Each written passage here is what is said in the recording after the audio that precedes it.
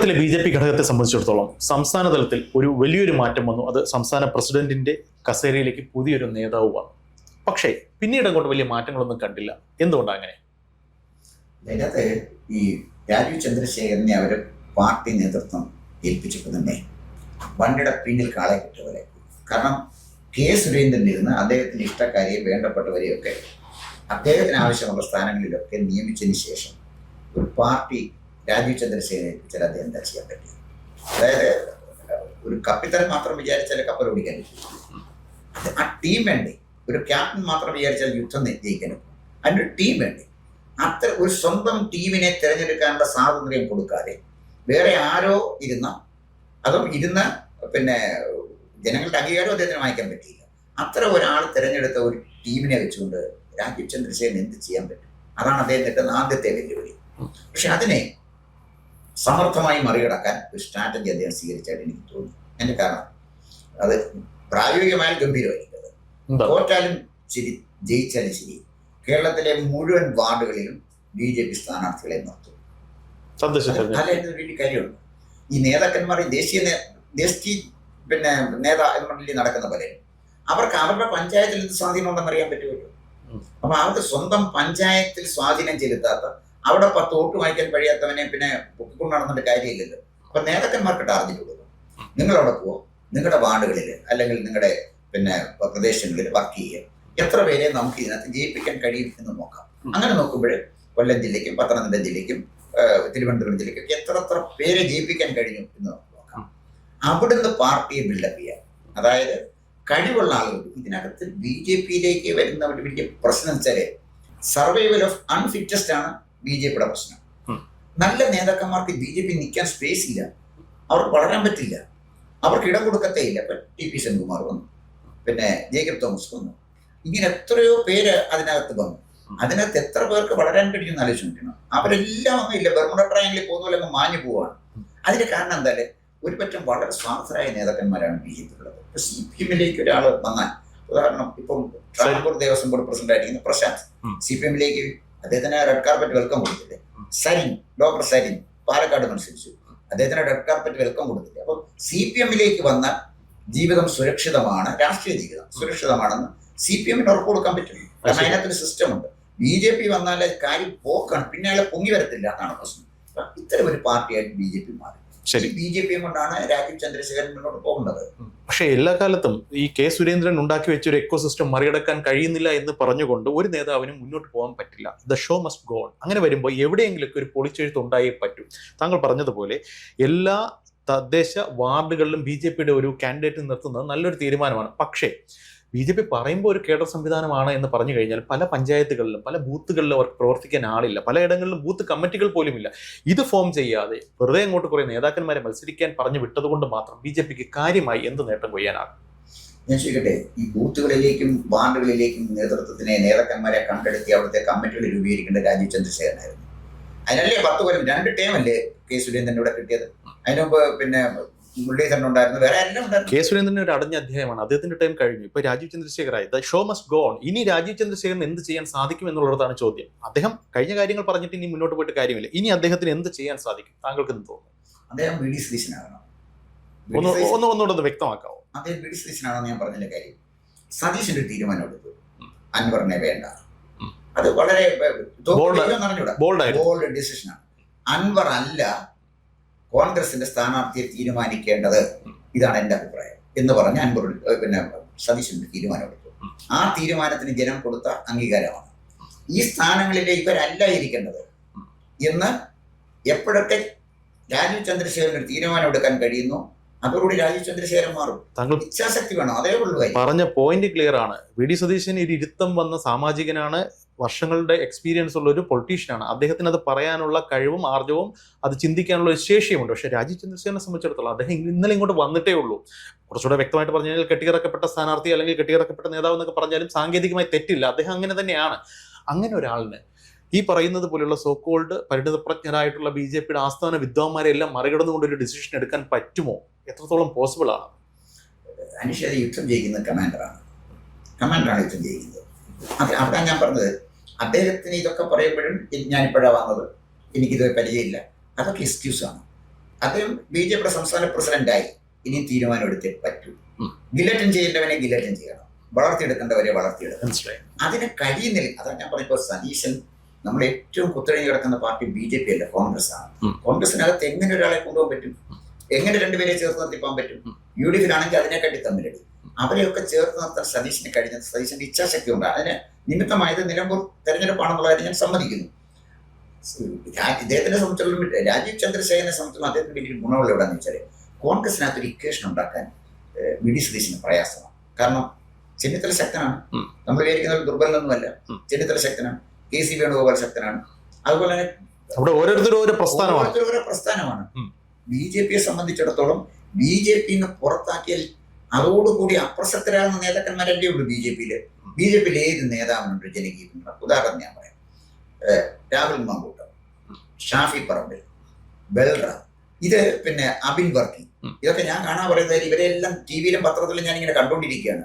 എനിക്ക് കോൺഗ്രസ് രാഷ്ട്രീയത്തോട് യോജിപ്പല്ല, വ്യക്തിപരമായ രാഷ്ട്രീയം പറഞ്ഞാൽ. പക്ഷേ നമുക്ക് ഇവരെയൊക്കെ അംഗീകരിക്കാൻ കഴിയത്തില്ല. നല്ല മിടുമിടുക്കൽ പിള്ളേരാ വരുന്നത്. BJPയിൽ ഇതുപോലെ ഓർത്തിരിക്കുന്ന 4 പേരുടെ പേര്, പുതിയതായിട്ട് വന്ന BJP വന്ന 4 പേരുടെ പേര്, 2 പേരുടെ പേര് അന്വേഷണം പറയാം. ഉണ്ടായിരുന്ന പേര് തന്നെ ഇപ്പൊ അപ്പുറത്ത് പോയി, വാര്യർ. അപ്പൊ പിന്നെന്താ പ്രശ്നം? ഞാൻ പറഞ്ഞു വന്നത്, ഒരാളെ വളർത്തിയെടുക്കാൻ കഴിയാത്ത ഒരു പ്രസ്ഥാനം. ഇവിടെ ഈ പ്രസ്ഥാനം ഓടുന്നതിന്റെ കാരണം എന്താണ്? ഇവിടെ ഈ പ്രസ്ഥാനം ഓടുന്നത് പിന്നെ മുരളിയെ കണ്ടുകൊണ്ടോ അല്ലെങ്കിൽ സുരേന്ദ്രനെ കണ്ടുകൊണ്ടോ അതല്ലെങ്കിൽ വേറെ ഒരാളെ കണ്ടുകൊണ്ടോ അല്ല ഇത് പോകുന്നത്. ഇത് പോയത് നരേന്ദ്രമോദിക്ക് കേരളത്തിലെ ജനങ്ങൾ കൊടുത്ത അംഗീകാരമാണ്. അത് കേരളത്തിലെ ജനങ്ങൾ 2014 തന്നെ നരേന്ദ്രമോദി അംഗീകരിച്ചു കഴിഞ്ഞു. കാരണം 2009 കിട്ടിയ BJP കിട്ടിയ വോട്ടിംഗ് പെർസെന്റേജ് 9%. 14ലേക്ക് വന്നപ്പോഴത്തേക്ക് അത് 14%, 5% വർദ്ധിപ്പിക്കാൻ നരേന്ദ്രമോദിക്ക് കേരളത്തിൽ കഴിഞ്ഞു. മനസ്സിലായി. നരേന്ദ്രമോദി എന്ന് പറയുന്ന ഒരു നേതാവിന്റെ ഊർജ്ജം കൊണ്ട് മാത്രം കേരളത്തിൽ പാർട്ടി പോകില്ല. കേരളത്തിൽ പാർട്ടി പോകണമെങ്കിൽ പാർട്ടിയെ ബിൽഡപ്പ് ചെയ്യണം. പാർട്ടിയെ ബിൽഡപ്പ് ചെയ്യുന്നതിന് 2 കാര്യങ്ങൾ വേണം. ഒന്ന്, സമർത്ഥരായ നേതാക്കന്മാരെ, പ്രാദേശിക നേതാക്കന്മാരെ പാർട്ടിയിലേക്ക് കൊണ്ടുവന്ന് അവരെ വളർത്തിയെടുക്കണം. അവർക്ക് വളരാനുള്ള സ്പേസ് കൊടുക്കണം. 2, നിലനിൽക്കുന്ന പ്രവർത്തകർക്ക് രാഷ്ട്രീയ വിദ്യാഭ്യാസം കൊടുക്കണം. അവർ കോൺഗ്രസിലെ ബഹുജന സമ്മതിയുള്ള നേതാക്കന്മാരും അതുപോലെ തന്നെ സുശിക്ഷിതമായ LDFിന്റെ അണികളുമായിട്ടാണ് രാഷ്ട്രീയ സമരം ചെയ്യേണ്ടി വരുന്നത്. ഇവരെ സംബന്ധിച്ചിടത്തോളം ജനകീയ പിന്തുണയും ആർജിക്കണം. ഒപ്പം BJPയുടെ നിലപാട് എന്താണ് എന്ന് വെച്ചാൽ, ഇൻ പ്രിൻസിപ്പിൾ എന്താണ് BJP, എന്തിനു വേണ്ടിയാണ് BJP നിലകൊള്ളുന്നത് എന്ന് ജനങ്ങളോട് വിശദീകരിക്കാൻ കഴിയുന്ന പ്രാദേശിക നേതൃത്വം ഉണ്ടാകണം. മനസ്സിലായി. അതുണ്ടാകാത്തടത്തോളം കാര്യം എങ്ങനെ മുന്നോട്ട് പോകും? എന്തായാലും നിലവിലെ ടീമിന് ഒരു പൊളിച്ചെഴുത്ത് നടത്തുക, സതീശൻ എടുത്തതുപോലെയുള്ള ബോൾഡായിട്ടുള്ള ഡിസിഷൻസ് എടുക്കുക എന്നുള്ളതാണ് ഇവിടെ ഒരു പരിഹാരമായിട്ട് പറയുന്നത്. പ്രാദേശികമായി താഴെത്തട്ടിൽ അല്ലെങ്കിൽ നേതാക്കന്മാരെ വളർത്തിയെടുക്കുക എന്നുള്ളതാണ് ഇതിന്റെ ഒരു അടിസ്ഥാനപരമായി ചെയ്യേണ്ട കാര്യം. ഈ മാറ്റം മുകളിൽ നിന്ന് താഴേക്ക് വരണമോ താഴെ നിന്ന് മുകളിലേക്ക് വരണമോ? അതായത് പ്രാദേശിക അടിത്തറ ഉണ്ടാക്കാൻ താഴെ നിന്ന് നേതാക്കന്മാരെ സൃഷ്ടിച്ച് അവരെ വളർത്തി മുകളിലോട്ട് കൊണ്ടുവരണമോ, അതോ മുകൾ തട്ടിൽ കുറച്ച് നല്ല നേതാക്കന്മാരെ വെച്ചിട്ട് അവരുടെ പ്രവർത്തനം താഴെത്തട്ടിലോട്ട് കൊണ്ടുപോയി അവരിലൂടെ നേതാക്കന്മാരെ വളർത്തിയെടുക്കണോ? എങ്ങനെയാണ് രാജീവ് ചന്ദ്രശേഖർ ചിന്തിക്കേണ്ടത്? രാജീവ് ചന്ദ്രശേഖർ ബോളിനെ വളർത്തിയെടുക്കാൻ പോകും. കാരണം വെച്ചാല് ഇപ്പൊ തന്നെ മനീഷ യുദ്ധം ജയിച്ചു. അപ്പോൾ വെസ്റ്റേൺ കമാൻഡും ഈസ്റ്റേൺ കമാൻഡും ഒക്കെ അവരല്ല തീരുമാനിച്ചത്, അവരവരുടെ പ്രദേശത്ത് തീരുമാനിച്ചാൽ മതി.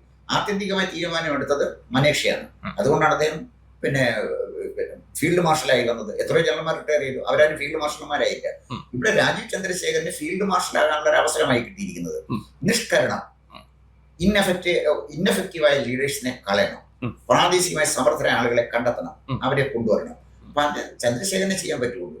അത് ചന്ദ്രശേഖരന് ചെയ്യാനുള്ള ഒരു ടൈമാണ് ഈ പ്രാദേശികമായ തെരഞ്ഞെടുപ്പ്. അതുകൊണ്ട് 2026 അധികാരം പിടിക്കുന്നൊന്നും വിചാരിക്കണ്ട.